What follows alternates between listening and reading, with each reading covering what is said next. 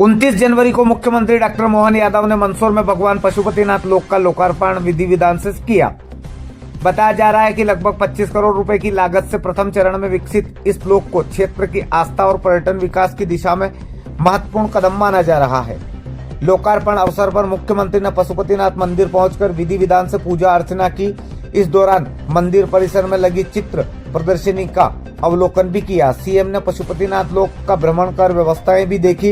इस दौरान पशुपतिनाथ लोक में 22 फीट ऊंचे त्रिनेत्र रुद्राग्नि का अनावरण भी किया, जो श्रद्धालुओं के लिए आकर्षण का केंद्र बना हुआ है।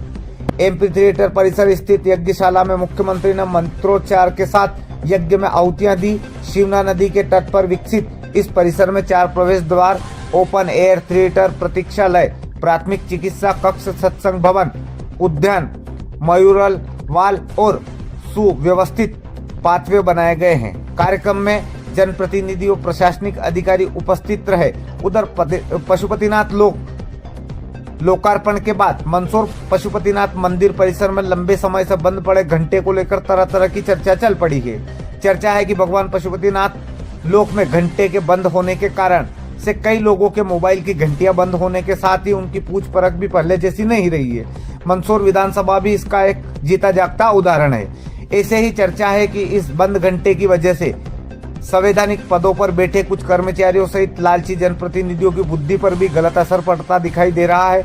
शायद यही वजह है कि मंदसौर में तरह तरह की घटनाएं सामने आती रहती है। जरा से लालच में सरकारी नालों पर दुकानों का निर्माण कर हजारों लोगों की जान को जोखिम में डालने जैसा कृत्य करने वाले तक को सम्मानित किया जा रहा है, जबकि जान जोखिम में डालकर पानी में बहते लोगों की जान बचाने वाले सहित कड़ाके की ठंड में आधी रात को गौमाता को अपनी जान पर खेलकर कुएं से निकालने वाले ताजखेड़ी के नंदन रावल जैसे होनहार युवाओं को 26 जनवरी को सम्मान से वंचित रखा गया।